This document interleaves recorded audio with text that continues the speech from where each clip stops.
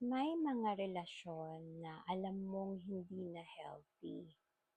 Alam mong nasasaktan ka. Alam mong paulit-ulit na lang. Alam mong hindi na ito yung relationship na gusto mong magkaroon. Pero bakit? Ang hirap umalis. Hi everyone! Welcome back po sa The Ursa Diaries.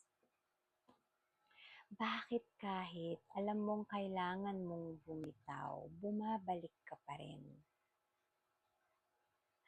Maybe because at some point, hindi na lang love yung kumakapit sa'yo. Attachment na. Habit na. Hope na. Yung feeling na baka sa susunod, magbago na siya. Baka pag pinatawad ko siya, maging mas okay na.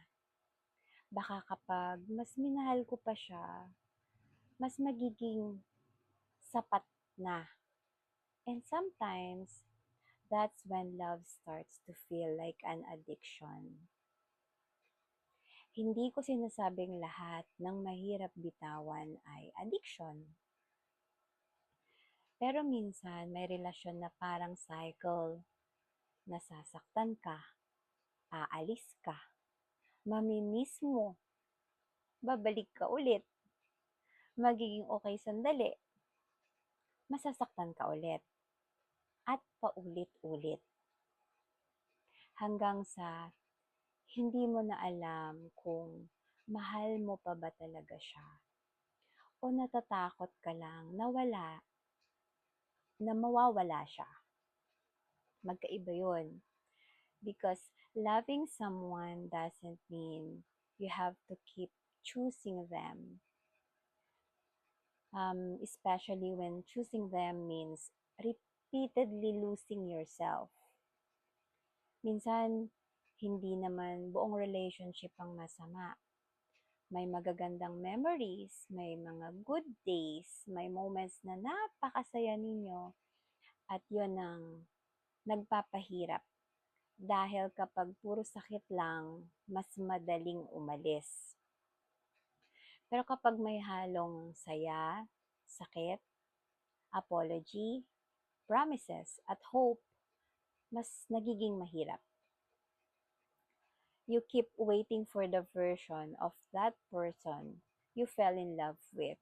At minsan, yung version na hinihintay mo, matagal nang wala, hindi na makabalik. At minsan, may mga tanong tayong gustong itanong sa sarili natin. Mahal ko ba siya? Or mahal ko yung idea kung sino sana siya? Mahal ko ba siya as kung sino siya ngayon? Or mahal ko yung taong naging mabuti sa akin noon? Mahal ko ba yung relationship namin ngayon? Or mahal ko yung memories namin? Mahal ko ba siya? Or ayaw kong tanggapin na nasayang ang mga taon? Because sometimes we're not holding on to that person anymore. We're holding on to the history. Hindi porket matagal, dapat panghabang buhay. Hindi porket minahal mo ng sobra, kailangan mong tiisin lahat. Hindi porket marami kayong pinagdaanan, obligasyon mong manatili. And definitely, hindi mo kailangan isara ang sarili mo para lang mapatunayan na tunay ang pagmamahal mo.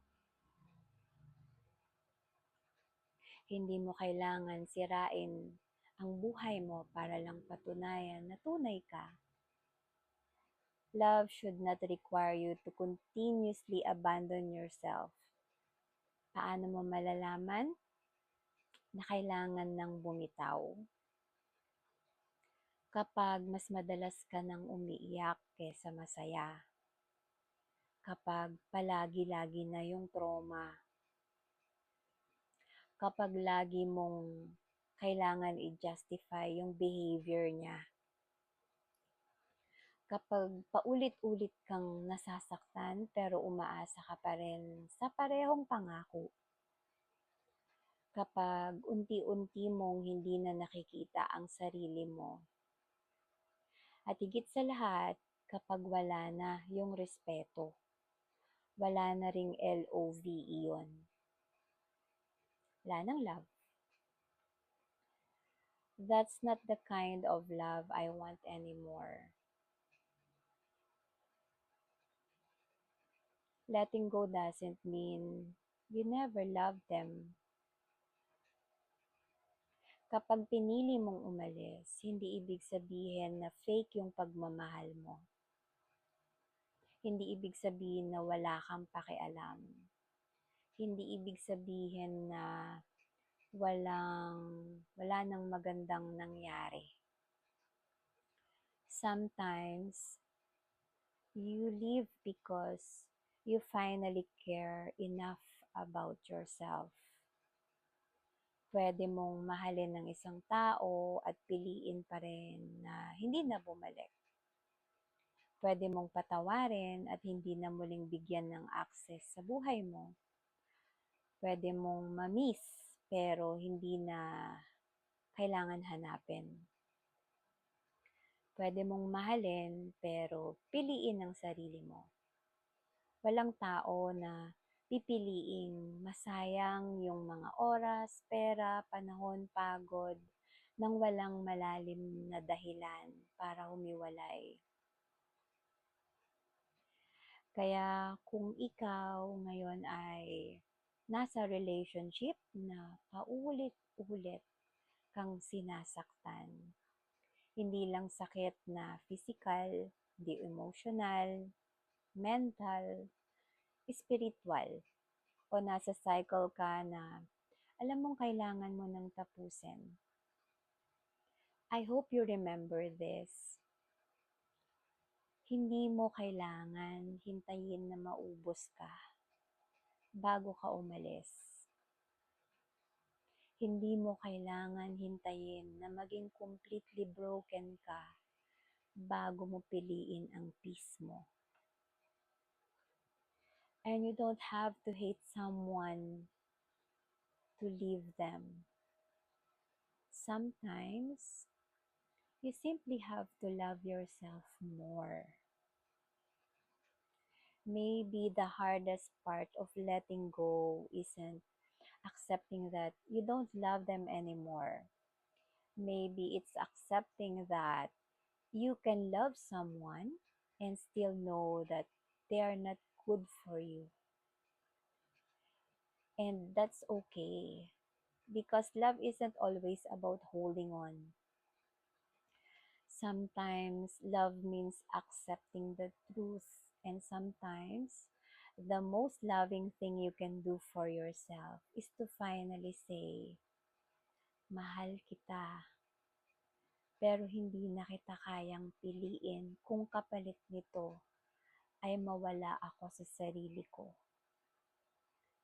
So, mahal mo ba siya or hindi mo lang siya mabitawan? Maybe only you can answer that. But if staying keeps destroying your peace, kapag may trauma ka, tuwing malalasing siya or sigurado kang danas mo na naman ang mga masasakit na salita at minsan ma-physical ka pa, maybe it's time to choose something different. Choose yourself. Because letting go doesn't mean you lose the love. Sometimes letting go is how you finally found yourself again.